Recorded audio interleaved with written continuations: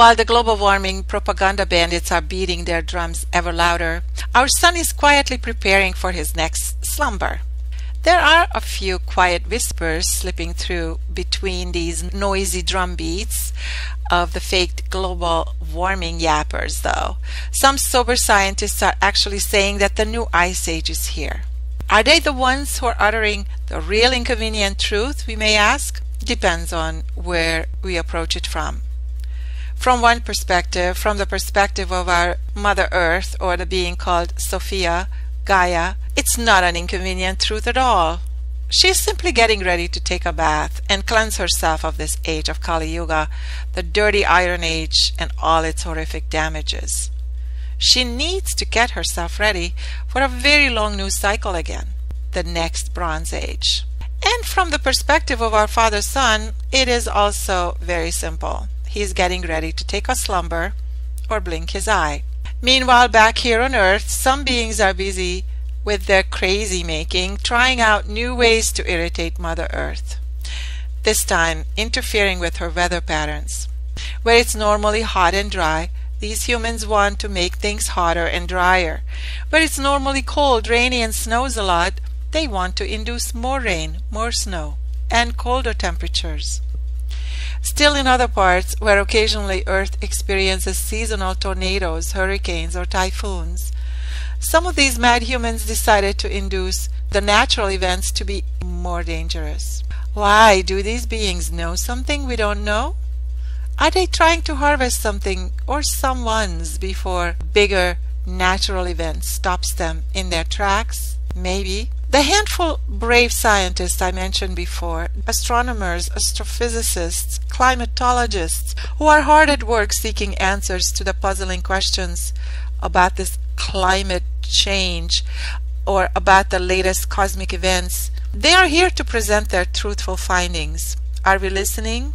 If you are like me, or some of those who managed to not to get dizzied by the onslaught of climate change propaganda in mainstream news, those of us who are still using common sense, maybe you too want to join these sober scientists who are quietly warning about the next ice age. By observing our inactive sun, the unusual weather patterns, the increased earthquakes, the volcanic activities, we all can draw common sense conclusions.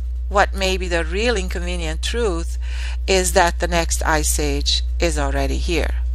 Please watch the following short clips and decide for yourself. Are we in a new ice age? We will know soon enough, or the question really is, will it be soon enough? Thanks for your support. Continues on track, even while the evidence is monumental that the sun is an electrically powered star. Our entire solar system is moving into an interstellar energy cloud. And this cloud is responsible for exciting the atmospheres of the planets, including the Earth, and particularly the sun. And the reason why the sunspots are growing stronger and more frequent is because we're moving into this cloud. Most scientists, I think, will give you that it may well be the most active the sun has been since the end of the last ice age. Since then, this is the wildest it has been.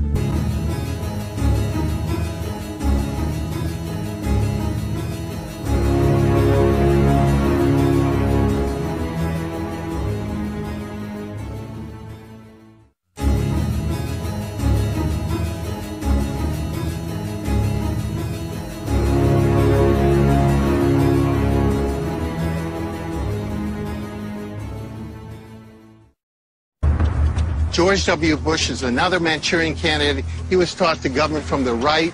Barack Obama was taught to govern from the left, but their policies are the same, and that's why you have the BP Gulf oil spill. BP gave a $500 million grant to Dr. Stephen Chu, who is Barack Obama's director of energy when the BP oil spill happened. Dr. Chu brought in Dr. Coonan, who's the BP scientist, as his deputy. BP is running the Department of Energy of the United States. What we're seeing here is the corporate takeover of our government. And our country. So what's phase 3? We may have famine in the decades to come if the Gulf Stream and if the North Atlantic current collapses, and we have a new mini ice age. Wait a minute. Ice age? They're talking about global warming. Now we're shifting all the way to an ice age? That's not as far out as it sounds. Satellite data shows that the oil spill has stalled the current known as the engine of the Gulf Stream, the warm ocean current that flows north through the Atlantic. The Gulf Stream helps warm the climate of northern Europe. If the BP oil spill is successful in breaking the loop of the Gulf Stream to the North Atlantic current, that may cause a new mini ice age as we had in the 1700s and the 1800s, extremely cold winters. Forget global warming. A mini ice age plays right into their hands. Fuel and heating oil will be even more crucial, and lots of people will be killed off. To bring it down to a brass tacks level, they're messing with our climate, aren't they? Our climate, our food supply, and the intent is to starve us to death. The U.S. government agencies have been co-opted, the U.S. Army Corps of Engineers, FEMA. They are engaged in implementing the depopulation. And so they're attempting to depopulate the New Orleans area right here as we speak. New Orleans and the Gulf. Habibullah Abdus-Samatov, head of space research at Pulkovo Astronomical Observatory in St. Petersburg, Russia, predicts that a little ice age could begin by 2014. His theory is that long-term variations in the amount of solar energy reaching Earth is the principal reason driving and defining the whole mechanism of climate change from global warming to glacial periods. He states that total solar irradiance is the primary factor causing climate variations on Earth, not carbon dioxide. He believes we are headed for a long period of low solar activity that could reduce the energy received by Earth, causing a cooling effect much like the period between 1645 and 1850.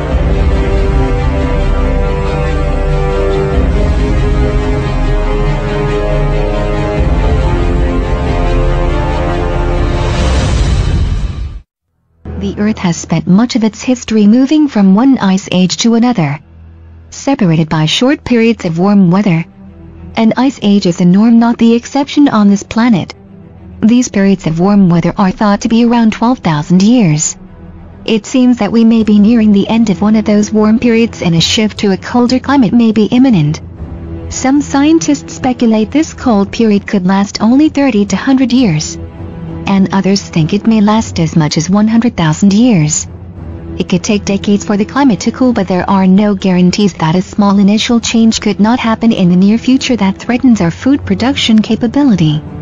Even if it took decades for the climate to become unbearable to us, our food production would have ceased long before then. The political change is going to be really interesting to observe because there's this huge decentralization wave going through. At the same time, we have this major fiat currency degradation period.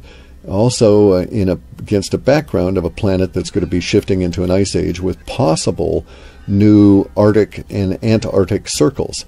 Now, we have a continent that we call Antarctica, but let's call that continent Fred for the moment, and think of Antarctica as merely the opposite side of the Arctic. So if, for instance, the Arctic new North Pole, in that sense, the center of the Arctic Circle, had been shifted to Washington, D.C., then Antarctica would not, the continent Antarctica, Fred, would not be covered with ice. It wouldn't be opposite the North Pole.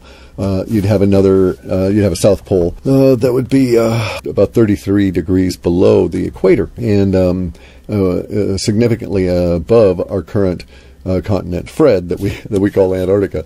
In any event, the point being that the weather patterns are shifting radically, whether it's weather wars, geoengineering, and or unknown crap from space or a combination thereof, as well as the impact of the expanding planet and our shifting back from the sun in our drag around orbit. All of these things are going to cooperate to provide a very interesting background that appears to be moving most of the planet in towards some kind of rapid oscillation leading into an ice age. Now, let me note that the oscillations that we've seen in our weather over the past decade are going to continue to shrink. We've seen them shrink, and so you'd have extreme freezing weather one week, and then the next week you'd be into warmth.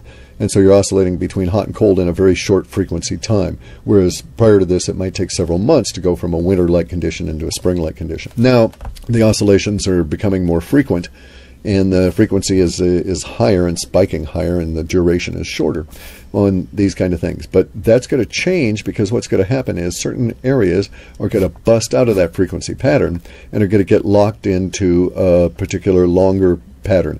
Those places that get busted out of this high frequency, high shift thing and get locked into cold may end up being one of our new North Poles. We may end up with 3 or 4, may end up with 40. It's just a total guess at this point as to how many we'll have. Then they'll all consolidate down to 1. In the meantime, though, this may form a number of places that would be, as you would think of them, as potential candidates to become our new Arctic area, our new frozen north. And this freezing component may have glaciers form in rather odd places that are just happen to be magnetically sensitive and holding one of the fractured North Poles at that particular point, bringing in some part of the new polar vortex. Polar vortex is not a new term. It goes back, it's an ancient term, actually refers to the ionosphere, and it tells you why things are cold up there. There's this vortex of magnetic force that brings down cold energy, if you will, from space. And this is why all those mastodons and guys got frozen with, the buttercup still in their mouths and food undigested in their throat and this kind of thing. They were flash frozen because the shift of a fractured pole created a new Arctic area right over them as the polar vortex was sucked down right on top of them. Anyway, so fun times coming relative to planet changes, and fun times coming relative to economics. Let me step back, because it's very important to understand that I do have some anger over being deceived for 25 years by the powers that be. But I also understand that most people, including members of my own family, really never got the truth about the climate. It's certainly not available in the newspapers. It's certainly not available on TV. And we're certainly not hearing about it from the President of the United States, are we? Certainly not. So how can we expect anyone to think other than what we get told every day? Climategate. Who's heard of Climategate? Show of hands? Most of you, okay. Wait a minute. Most of you were on that side of the room. What's wrong with you people over here? Sir, I'm afraid you're going to have to move to this side of the room since you know about Climategate. Climategate was a series of 2 releases of emails from the WikiLeaks scandal and from other scandals, but most of the releases came from apparently some good people in the UK who hacked into the emails between the UN scientists who were putting all these charts and reports together. It looks like Rupert Murdoch's, one of his newspapers over there, had to shut down because he was reporters from that newspaper that did it. That hasn't been finalized, but that's the scuttlebutt at this point. But thank God they did. They told us exactly what we had suspected all along. The data had been falsified. The data had been manipulated, The data had been turned upside down when necessary, and it had been ignored when it was showing the opposite trend. When it showed that there was global cooling, when it showed that there was no growth in global temperature, they didn't put it in the report. Fraud, deception. That's what we read about in those reports. Well, an extreme low in the solar minimum. And the question I have is that low that we saw a few years ago in the extreme low in the solar minimum, is that extreme low in the solar minimum predictive of the next low, another low in the solar minimum? Yes, thank you very much. In fact, I had indicated to again, the top NASA solar physicist, it was about to start. It could be starting as early as 2008. In 2008, between the last solar cycle, 23 and 24, we had 100-year low sunspot numbers. You're exactly right. Is it indicative of what's coming? The answer is yes. According to 2011, prediction by NASA, by the U.S. Air Force, and the National Solar Observatory, a solar hibernation has in fact now begun. My research has finally been confirmed, ladies and gentlemen, and it's not good news. Yes, sir. This is the southern, or the tip of the Antarctica Peninsula. And yes, it does show on here. There's something called an Antarctic Circle, just like there is an Arctic Circle.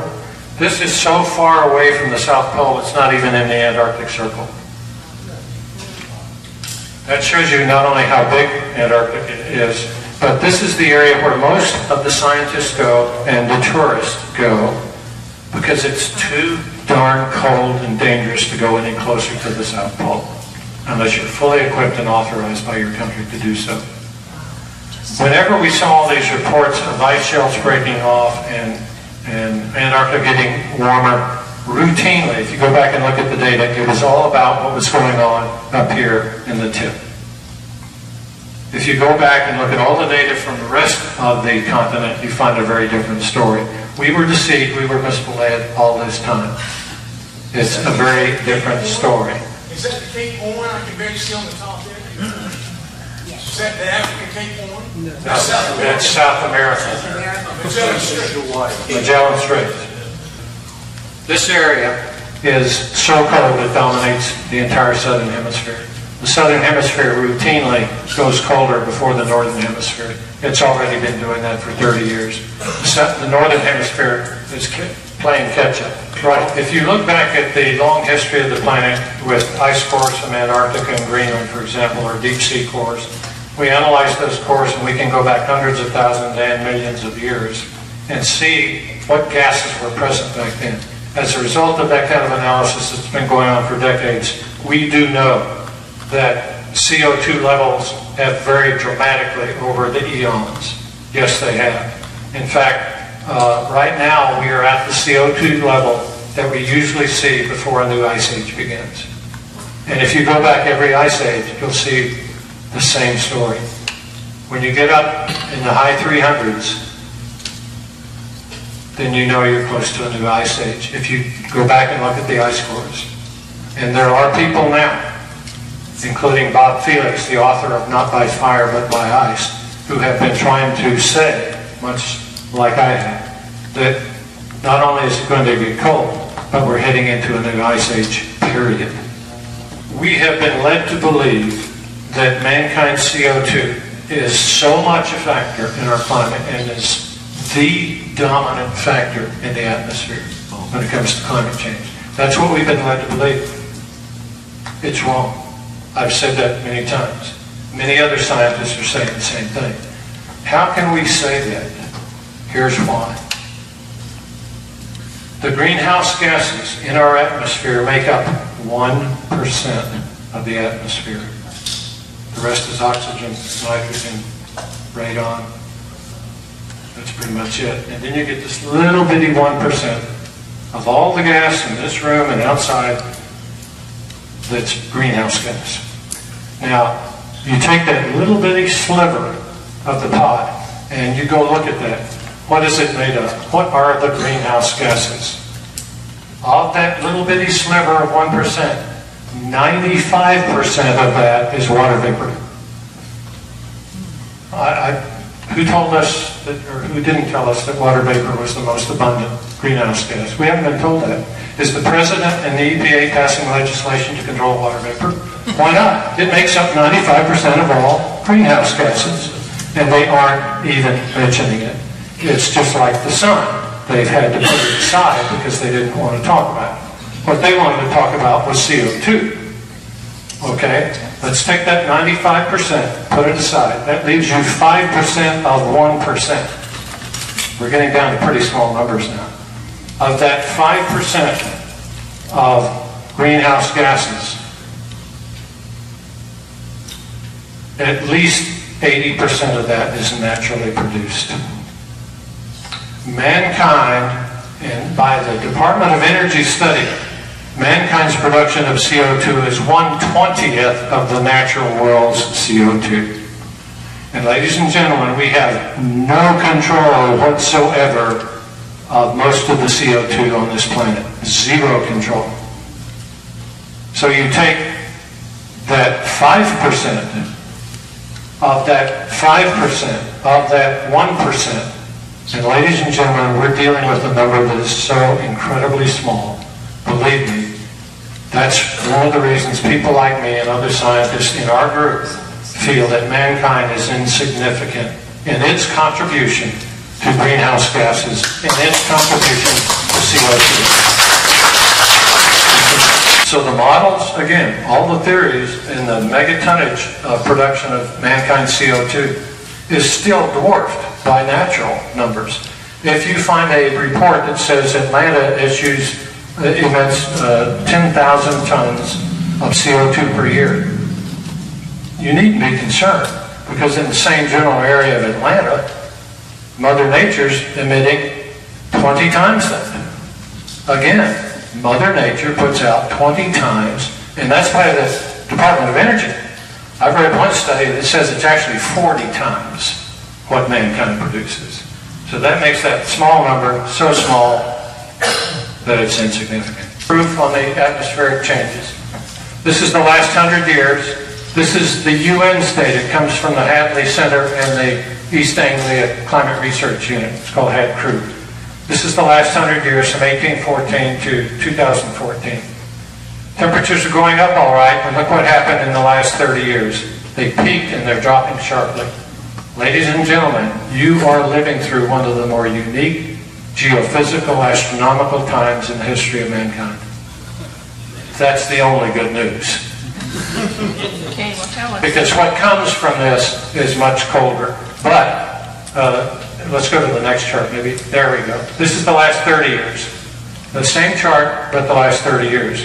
Here in 2007, it peaked. Global atmospheric temperatures. The oceans had already peaked 3 years earlier. We're going to show you that chart. But they've been dropping, and they're dropping even more rapidly now. Next chart. This is the last 30 years, from 79 to 2013, of the world's oceans. They've been declining for 10 years. Here's 2003 when it peaked. 10 years ago, and it's still dropping. It's dropping even further. We're down in here now. This line is dropping down. If you turn this curved line to a straight line function, you'll see no question. It's dropping and has been for 10 years. Ladies and gentlemen, the oceans of the world have been declining, getting colder for 10 years. No one has told us about this because they're being quiet. They're keeping quiet. The atmospheric scientists, the climate scientists, and the solar physicists that I know are not telling us the truth. And this comes from the National Climate Center by NOAA, where they monitor this stuff. They know very well. The administrator of NOAA, Dr. Catherine Sullivan, an astronaut, I know her. She knows very well that the oceans have been cooling for 10 years. She knows very well that the Earth's atmosphere has been cooling for 7 years. And yet, yesterday she came out and supported the President on his statement about the climate. The President, on June the 25th in Georgetown University, said something unbelievable. He said that the global warming caused by man is accelerating. Unbelievable statement by the President of the United States. Ladies and gentlemen, there is no global warming. There is no global warming. I want all questions to be held until John gets done with his presentation. Okay, next chart. So, when is it coming and how bad is it going to be? This is my 206-year cycle mathematically interpreted on a chart done by a Serbian mathematician. His formula is as long as this slide, so I'm not going to put it up. But basically, here's where we were 200 years ago, the last time we had a solar hibernation. By definition, a solar hibernation occurs when you get 50 sunspots. We warmed up, we got cold. We warmed up, we got cold. Here's the year 2031, the decade of the 2030s. This is when it's going to be cold again. The relational cycle theory is a cold climate theory. It tells you when things are going to get cold, not when they're going to be warm. You have to back into that number. I mean, I can do that easily enough, but it tells you when things will be cold. because it tells you when the sun will go to a hibernation state. Once it's in hibernation, the earth always gets cold. When the earth gets cold, what happens to our crops? They die. Ladies and gentlemen, the last time this happened, in the 1800s, historian John D. Post called it the world's worst subsistence crisis in human history. We don't have a lot of historians from back then, not a lot of records were kept, but what we do know, and what historian John D. Post has found, is that people starved to death in untold numbers. The shape of the galaxy shown here illustrates to some degree, in principle, the shape of the plasma environment in our solar system, though the density in the solar system is presently too low for the organizing plasma streams to be seen. However, by replicating the shaping process in the very small, in the laboratory environment, we can explore the forces that shape these types of phenomena. David Lapointe discovered in laboratory experiments that the primer fields, when they exist and are functioning, physically prime the environment of the solar system with a densely compressed sphere of plasma centered on our Sun. The principle is illustrated here. The effects, however, that David Lapointe discovered are so amazingly critical that great problems arise for humanity when their functioning is impeded or is collapsing. The evidence tells us that the dense plasma environment that is focused on the center of the solar system enables our Sun to be electrically powered from the outside by electric arc reactions. In these reactions, the condensed plasma interacts with the Sun's photosphere. The condensing process is a multi-stage process that is illustrated to some degree in the Red Square Nebula. The nebula is not the remnant of an exploding star as nebulas are often regarded. Instead, it is an example of the typical features of the primer fields in operation. The fields formed by the principles inherent in the flow of electric plasma in space. The details will be discussed later, though the overall effect is noteworthy here. The effect of the fields is that plasma streams that exist in galactic space in wide channels becomes drawn together like by a wide funnel and becomes magnetically focused from the funnel onto a central sun, or a system of multiple suns that become intensely powered by this process. The planets exist outside of this densely powered sphere, on an ecliptic centered on the Sun, between the two primer field structures. The plasma concentration process that we see in operation here, which is basically the same for every sun, renders our Sun as an intensely powered catalytic energy converter that is powered not from within, but is powered externally at its surface. The evidence that the Sun is externally powered is fairly obvious. When we look beneath the high-powered photosphere, through the open space at the umbra of the sunspots, the Sun reveals itself as being much darker and therefore cooler inside. The photosphere has been measured at a whopping 5,870 degrees Kelvin, and the surface, below at a mere 3,000 degrees. This means that the Sun's great brilliance is electrically generated at its very surface, and does not emanate from within from nuclear fusion reactions, as it is generally believed. It has become evident in lab experiments that when the input density of the plasma streams that feed into the system drops below a certain minimum threshold, the critical fields can no longer be maintained. They simply collapse, whereby the entire process stops. When this collapse happens in the real world, the brilliant photosphere of our Sun is no longer being powered. It becomes in effect turned off. It fades into a thin haze, leaving in the wake a colder, darker, yellow Sun that glows dimly by its internally stored up energy, like embers of a fire gone out, which too then slowly diminish. This means that the transition to the next ice age will not be a slow process that is drawn out over thousands of years, but will be a radical turn-off transition, in which the Sun grows dim in possibly a single day. There exists plenty of evidence in ice core samples that the kind of rapid transformation of the climate on Earth has happened that reflects an on-off transition from an active Sun to a deactivated Sun. Nothing short of such a radical transition can explain the massive, rapid cooling that occurred when the last ice age began 120,000 years ago. It takes a massive reduction in solar energy input into the Earth's climate to cause the formation of the enormous ice sheets that become spread across much of the northern hemisphere, as it is shown here, which piled up 10,000 feet thick, or more in some places. When the input plasma streams for the solar system diminish below the cutoff threshold, where the sun turns off, a radically different world unfolds. The actual time frame in which the collapse of the climate follows may be extremely short, probably spanning less than a single year for all practical purposes. We are presently near the cutoff point. We have come to the end phase of the actively powered period of the sun, and the beginning of the next 90,000-year glaciation period.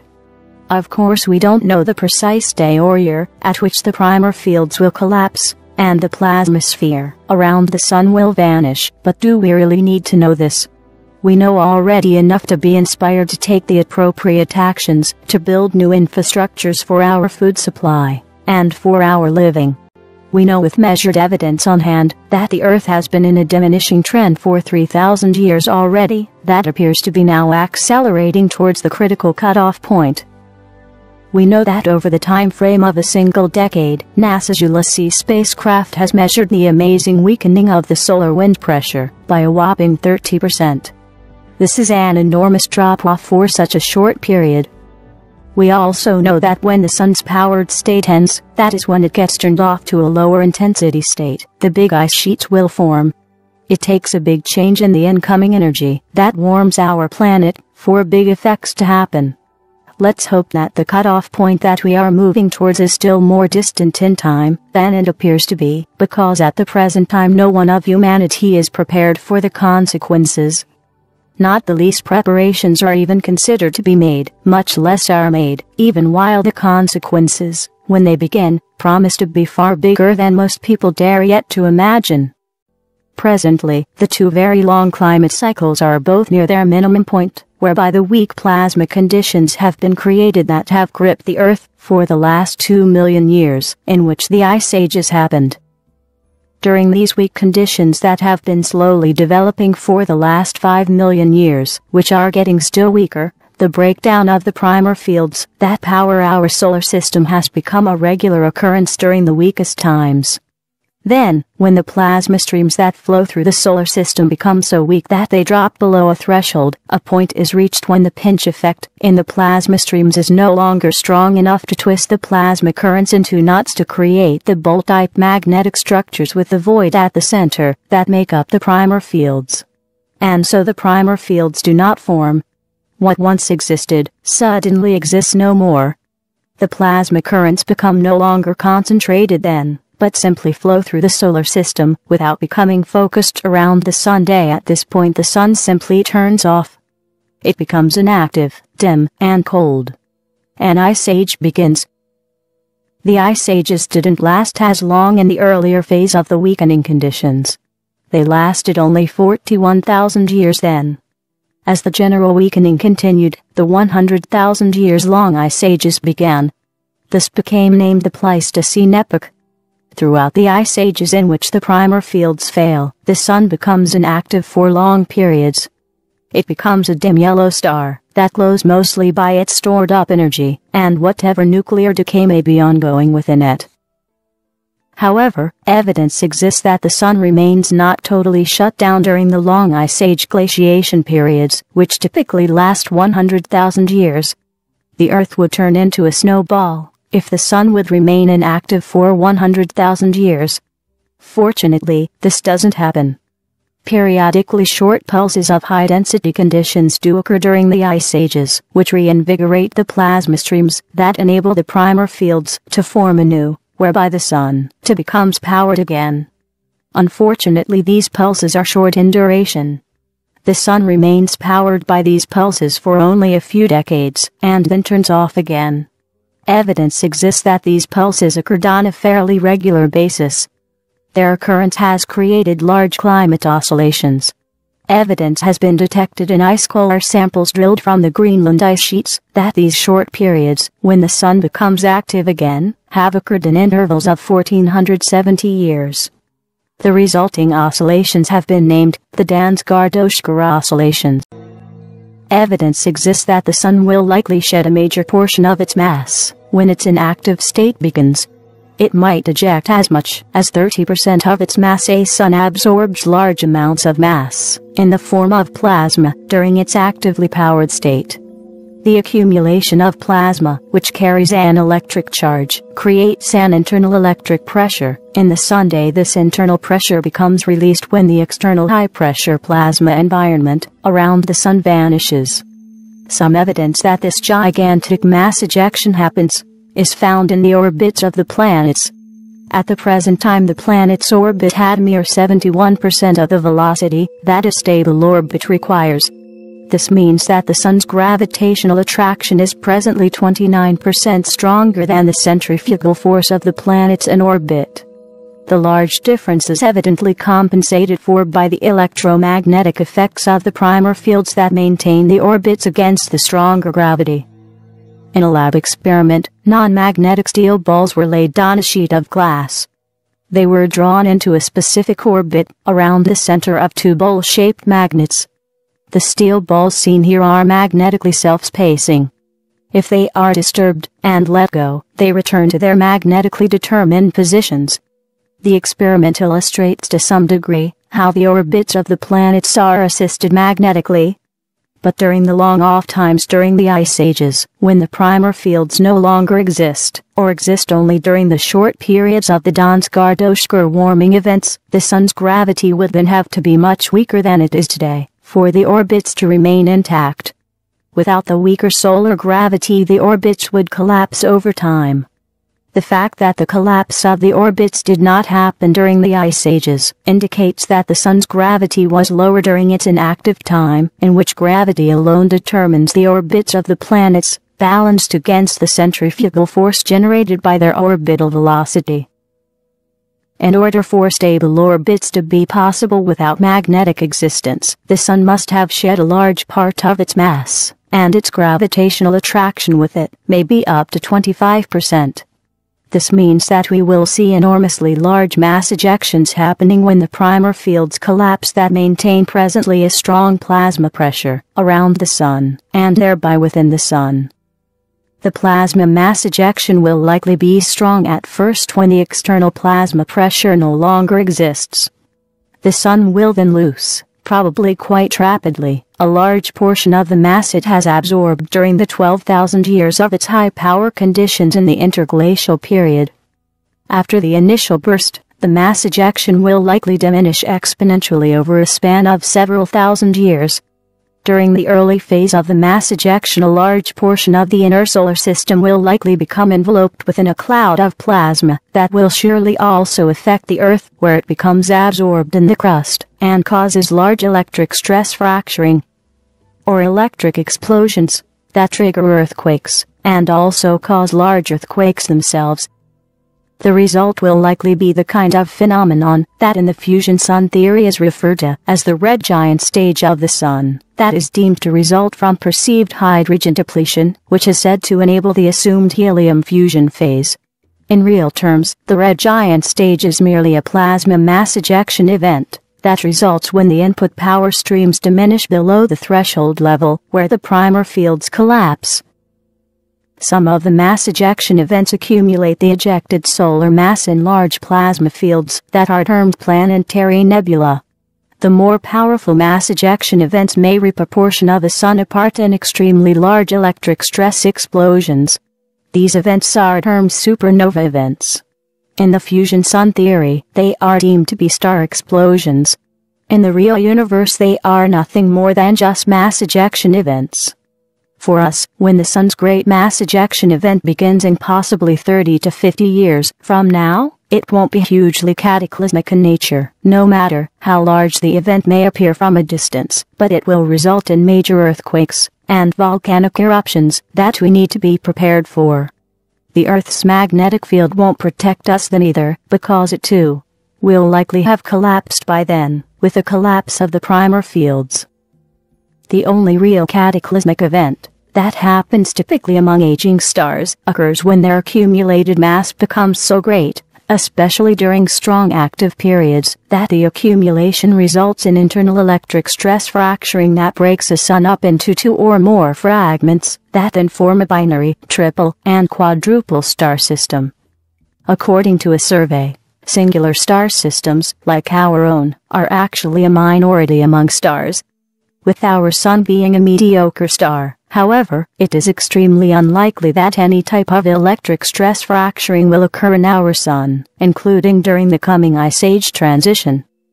Nevertheless, we will see extremely large electric stress fracturing events occur on Earth, in the form of earthquakes and volcanic eruptions, especially along the San Andreas Fault, that is extremely stressed already. We would want to be far away from this area and be safely afloat on the oceans by then. The Sun is presently charged with plasma, like a car tire is pumped up with air. When a car tire blows, its air bursts out. When the equivalent happens to the Sun, great showers of plasma will burst from it and hit the Earth and cause those electric stress explosions that trigger earthquakes at unprecedented magnitudes that we must prepare for before they happen. We have no historic records available of how large these events were that will happen again. The last transition to an ice age occurred 120,000 years ago, that only few may have survived. The general collapse is reflected in high rates of spiritual insanity. This period, that spans slightly more than half a century, coincides with the most tragic revival of the system of empire the world may have ever seen, which forged the revival of fascism, terror, economic destruction, and the grand looting of society that is now culminating in mass genocide. The modern period of tragedy might be referred to someday as the pre-Ice Age period of insanity. It is here in this period where we find the dawn of the Cold War nuclear terrorism that has not yet ended, and the devolution of science that enabled the global warming terrorism to emerge for genocidal purposes. This is the current period that was marked by the banner being raised that declares that the Earth has cancer, and that this cancer is man. Under this banner the day industrial evil was unleashed in whichever more industries were dynamited and imports were brought into the West from slave-wage countries, which made up for the loss of production at home. On this path huge profits were stolen from society. This was the time when clever tricks for massive profiteering by deception began to reign, primarily in the financial markets, where no wealth for society is actually produced. This period also became the period of the rise of the depopulation ideology that blocked economic development on all fronts and gave rise to AIDS and, as of late, the mass burning of food and automobiles in a starving world.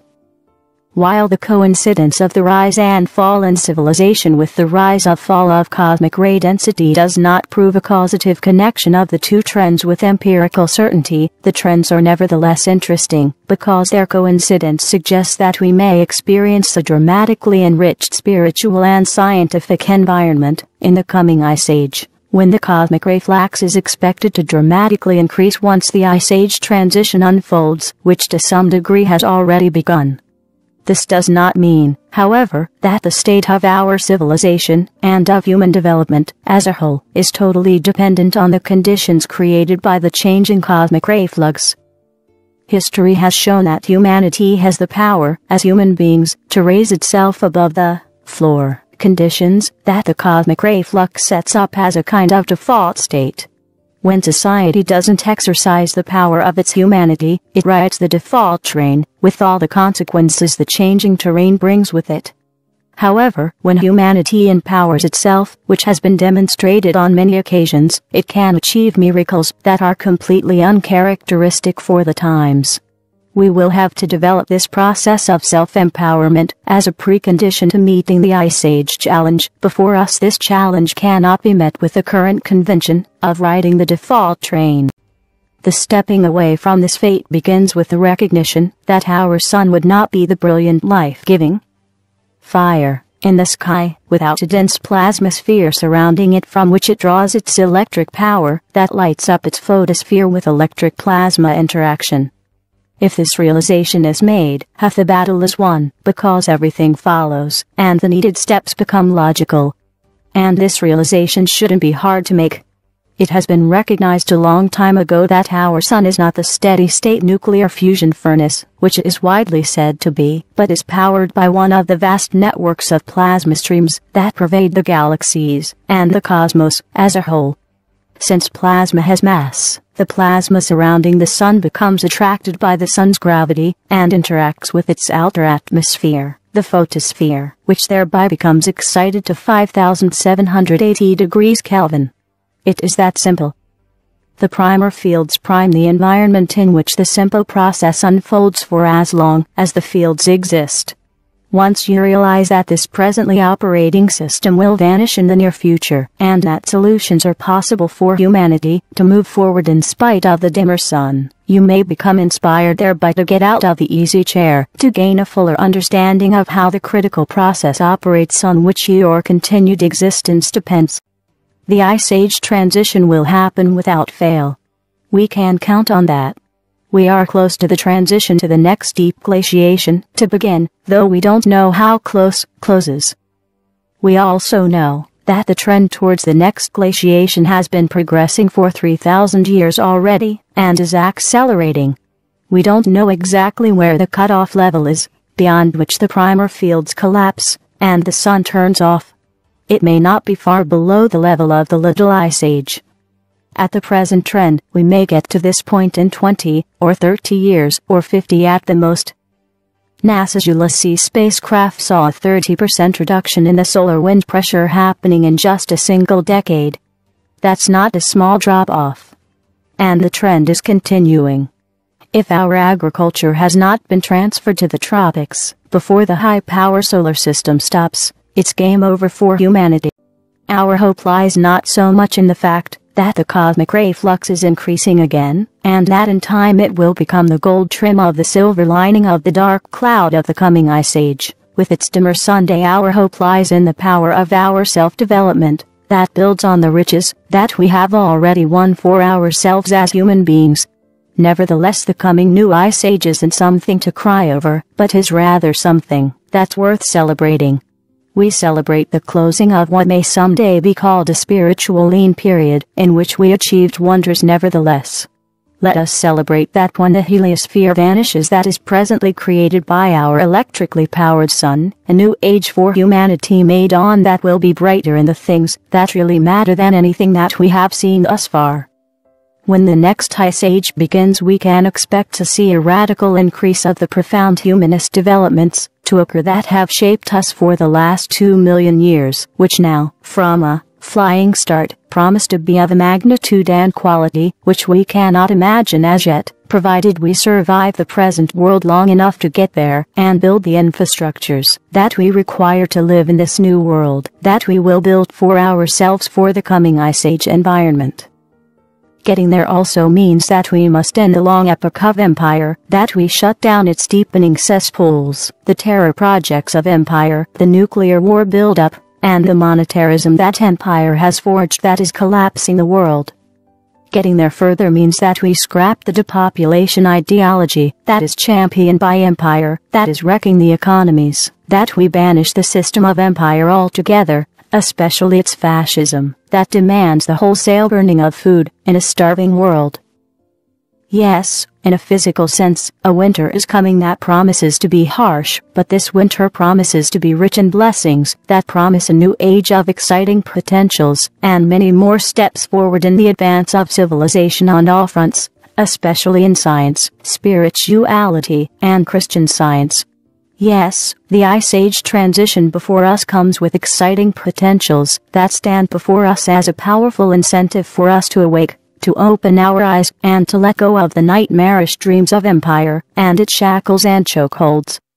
But what will happen in the next decades is still up in the air. Part of the science community believes that global warming is a man-made threat, but Dennis Avery of the Hudson Institute joins those predicting the next 20 to 30 years will actually bring cooler temperatures. The Earth's temperatures have dropped an average of 0.6 degrees Celsius in the last 2 years. The Pacific Ocean is telling us, as it has told us 10 times in the past 400 years, you're going to get cooler. Avery points to a lack of sunspots as a predictor for lower temperatures, saying the effects of greenhouse gas warming have a small impact on climate change. In a speech last week, President-elect Obama called for the creation of a green energy economy. Still Still, others warn that no matter what you think about climate change, new policies would essentially have no effect. There's very little we can do about it. Any effort to restrict the use of carbon dioxide is going to hurt us economically and have zero effect on the climate. As Singer says, a lot of pain for no gain. The National Oceanic and Atmospheric NOAA administration has got some very good records on temperatures, average temperatures in the United States dating back to 1880. And here's what these numbers look like. You've all seen those, but to help us all, the audience, and most of all me to get through this, these show the warmest years on record. 1998, 2005, and 2006 rather, and 1934. 2008 was cooler, in fact the coolest since 1997. And it's intriguing to see that graph there. The graph that we're looking at showing some question that the warming trend may be just a snapshot in time. The global temperatures by NOAA are 7 of the 8 warmest years on record have occurred since 2001. The 10 warmest years have all occurred since 1995. So let me start, if I may. Joseph DeLeo, your reaction to those numbers, do you quibble with what they represent? Yes, I do. In fact, if you look at the satellite data, which is the most reliable data, the best coverage of the globe, 2008 was the 14th coldest in 30 years. That doesn't jive with the 10th warmest on 159 years in the Hadley data set, or in 113 or 14 years in the NOAA data set. Those global data sets are contaminated by the fact that 2/3 of the globe's stations dropped out in 1990, most of them rural, and they performed no urban adjustment. And Lou, you know, your people in your studio know that if they live in the suburbs of New York City, it's a lot colder in rural areas than it is in the city. So now we have more urban effect in those numbers reflecting that show up in that enhanced or exaggerated warming in the global data sets. Your thoughts on these numbers, because they are intriguing. They are a brief snapshot, admittedly, in comparison to the total extent of time we're talking about here. I guess we could go back 4.6 billion years. Let's keep it in the range of something like 500,000 years. What's your reaction to those numbers and your interpretation? Well, Lou... I'm sorry. Go ahead, Jay. Lou, I'm in the camp with Joe and Fred Singer and Dennis Avery, and I think more importantly it is to look at the sun's output. And in recent years, we've seen very, very low sunspot activity, and we're definitely, in my mind, not only in a cooling period, we're going to be staying in it for a couple decades. And I see it as a major advantage, although I think we will be able to adapt to it. I'm hopeful that this change in the sun's output will put some common sense into the legislature not to pass any dramatic cap and trade or carbon tax legislation that will set us in a far deeper economic hole. I believe Mr. Obama and his economic team are well placed to dig us out of this recession in the next 18 months to 2 years. But I think if we pass any dramatic legislation to reduce greenhouse gases, the recession is going to last quite a few more years, and we'll come out of it with a lower standard of living as a result on very tenuous scientific grounds. You made the comment about the impact of solar sunspot activity. The 11-year cycle that we're all familiar with. There are much larger cycles that run out 12 to 13,000 years as well. And we also heard in Inez Ferre's report a disregard, if you will, for the strength and the significance of solar activity on the Earth's environment. How do you respond to that? It just seems silly to not recognize that the Earth's climate is driven by the sun.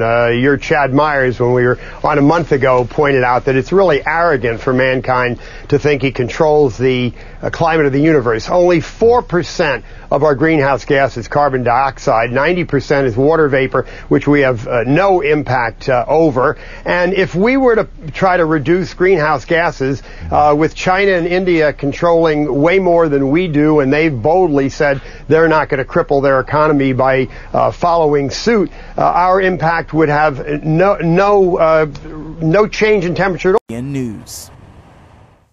Russian scientists say the Earth may be headed for a period of global cooling, and it could last 200 to 250 years. The Voice of Russia reports that belief comes from scientists at an observatory in St. Petersburg. They say the sun is heading into a cycle where it's less active, and that will affect different aspects of the climate on Earth. Over time, that will lead to cooler than average temperatures. Joe Bastardi of Weather Bell joins us now for more. Joe, it was the coldest spring I can remember here in Virginia Beach. I am so tired of the cold. Please tell me we are not headed for global cooling. Here in the United States, because the Pacific cools first and the Atlantic is still warm, we are still biased warmer than normal here for the next 5 to 7 years. And also this heightened sense of urgency along the eastern seaboard with hurricanes. This happened in the 1950s. You recall after the 1950s came the 60s and 70s, and people were thinking the Ice Age was coming then. So we are definitely, in my opinion, going to be continue the global cooling trend that began 4 years ago. We leveled off, and over the last 4 years, we've actually fallen off about 0.05 Celsius from where we were at the beginning of the millennium. Well, Joe, why do so many people still hold to global warming, that we're experiencing global warming? You can make anything out of anything you want. You have to look at the long-term ideas, and you also have to understand what the atmosphere is capable of doing. And believe me, it's capable of doing a lot more than what we've seen here over the last 10 to 15 years. Well, let me ask you this. What would be the implications of global cooling if it really does happen? Oh, that's far worse than global warming. Look, the fact of the matter is things grow better when there's more carbon dioxide in the air, though I don't think carbon dioxide adds 0.4 to 0.7 degrees Celsius to the entire 33 Celsius that the greenhouse gases add, which we need for life on the planet. You got to understand, if there were no greenhouse gases, the Earth's temperature would be minus 18 Celsius. That's not a fun temperature to live at. But I think that it takes more energy to cool things. It's tougher to grow things. Look what's going on in the Central Plains, having the coldest spring ever. You can't get out there to plant your crops. So they're about to have another big snowstorm in Iowa and parts of Missouri and Minnesota. And yeah, even though it's 85, 90 degrees today, in 4 days it's going to be snowing. So the implications of colder are much worse than warmer. Think about it. More people live closer to the equator than they do to the poles. Yes, and I think they are very smart to do that. Well, I certainly hope we have the warm weather coming soon. Joe Bastardi, thanks so much for being with us. Thank you, and enjoy the weather. It's the only weather you've got. Great advice.